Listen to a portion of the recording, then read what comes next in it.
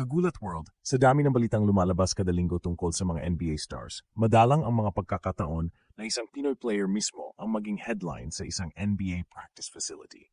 Pero ngayon, yan mismo ang nangyari. Kevin Quiambao, ang reigning UAPE MVP, spotted sa Sacramento Kings practice court. Oh, hindi to haka-haka. May footage, may report. At may mga mata sa loob ng Kings camp na nagsasabing, wait, who is this Filipino forward? Ang tanong agad ng bayan, ano ang ginagawa ni Kevin Quiambao sa Kings Gym? Tryout ba ito? Invitation lang ba ni Jimmy Alapag na assistant coach doon? O may malalim pa itong ibig sabihin? Bago tayo sumabak sa spekulasyon, kailangan natin i-frame ang timeline para malinaw ang pangyayari. As of July 2025, Kevin Quiambao ay nasa US para sa kanyang special off-season training program. Hindi ito secret trip, alam na ng Gilas program at ng De La Salle University na pupunta siya sa Amerika para sa conditioning, skill development, at exposure sa elite-level basketball systems. Pero ang nakakagulat, hindi lang pala siya basta-basta nagte-training, napaparamdam na siya sa NBA circles. Nakuhanan ng video si Kevin sa Kings facility habang kasabay ang ilang assistant coaches sa shooting drills at light scrimmage. Walang official word kung part ito ng Summer League team dahil hindi siya draft eligible this year at hindi rin siya nag-apply for early entry. Ibig sabihin, hindi ito NBA draft related. Pero may isang posibleng dahilan, player development invite. Sa NBA, may tinatawag na closed camp invites para sa mga international prospects na gustong makita ng mas malapitan bago pa sila pumasok sa draft pool in future years. Kagulat World, kung totoo ito, ibig sabihin lang yan isang bagay. Tinututukan na si Kevin Quiambao ng NBA level scouts. At hindi lang ito Zoom meeting. Hindi lang online clips, in person. Sa court mismo. Pero teka, hindi ba dapat siya ay nagpa-practice para sa Gilas? Ito ang punto ng alingas-ngas. Dahil habang sabay-sabay nang naglalatag ng mandatory practice ang Gilas Pilipinas noong July 7th, wala pa si Kevin sa bansa. Wala pa rin kumpirmasyon kung kailan siya babalik.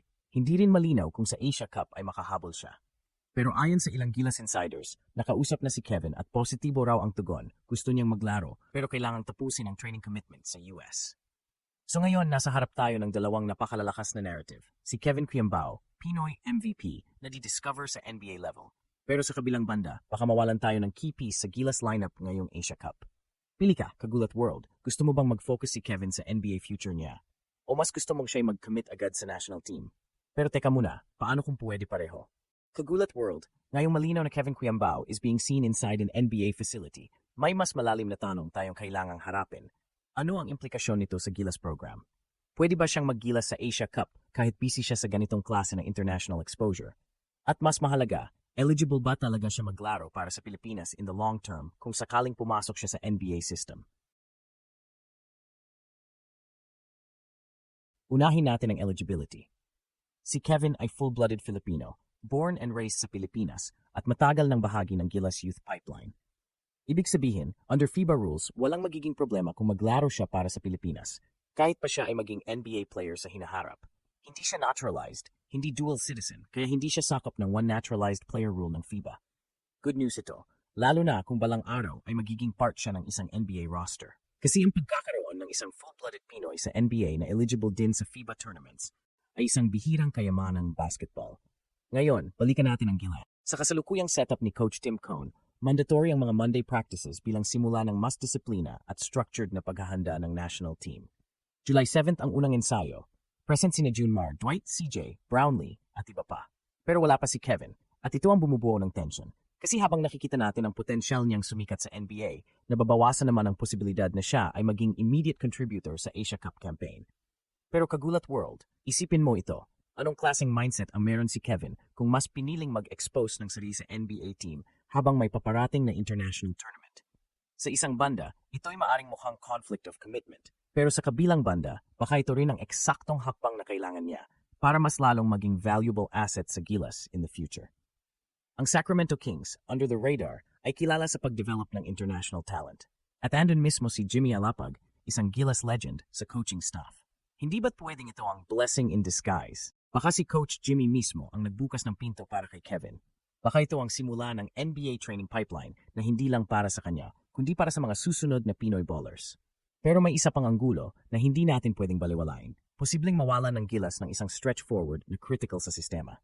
Si Kevin ang isa sa ilang homegrown players na may advanced basketball IQ, passing vision, at elite footwork sa ilalim. Hindi siya ordinaryong scorer. Siya ay system thinker, isang bihirang klaseng player na kayang mag-anchor ng offense from the elbow o short corner. Kaya kung hindi siya makakalaro sa Asia Cup, maaring magbago ang buong balanse ng Open sa ni Coach Con.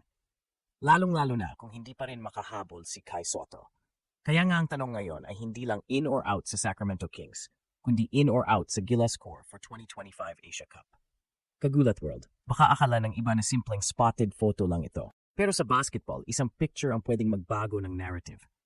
At ngayon, si Kevin Kuyambao ang nasa gitna ng dalawang mundo, ang NBA Dream at ang National Team Duty.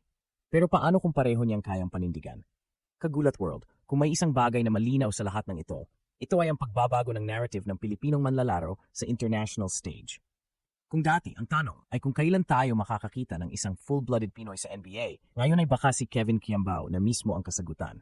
At hindi lang dahil sa galing niya, kundi dahil sa teaming, mentality at sistemang gumagalaw sa likod ng eksena.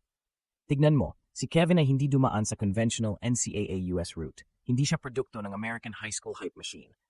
Pero ngayon, nasa isang NBA team facility siya, kasama ang mga coach at trainers na nagtutulak sa kanya sa elite performance level. Ito ang klase ng kwento na hindi inaasahan ng global basketball world. Kasi hindi lang siya anomaly, siya ang simula ng bagong blueprint. At kung tutuusin, ito ang uri ng development na dapat nating yakapin. Kasi kung si Kevin ay magiging unang homegrown, full-blooded Pinoy na makapasok sa NBA rotation, hindi lang siya ang gumulat sa mundo, kundi buong Pilipinas. Imagine this, isang player na galing Las Piñas, dumaan sa UAAP, naging MVP, naglaro sa Gilas, at ngayon, nasa Kings Gym. Hindi fiction, hindi rumor, totoo nangyayari. Pero Kagulat World, habang dumarami ang hype, dapat ding pag-usapan ang bigat ng responsibilidad. Kasi habang papalapit ang FIBA Asia Cup, mas lumalalim ang pangangailangan ng Gilas para sa mga players tulad niya.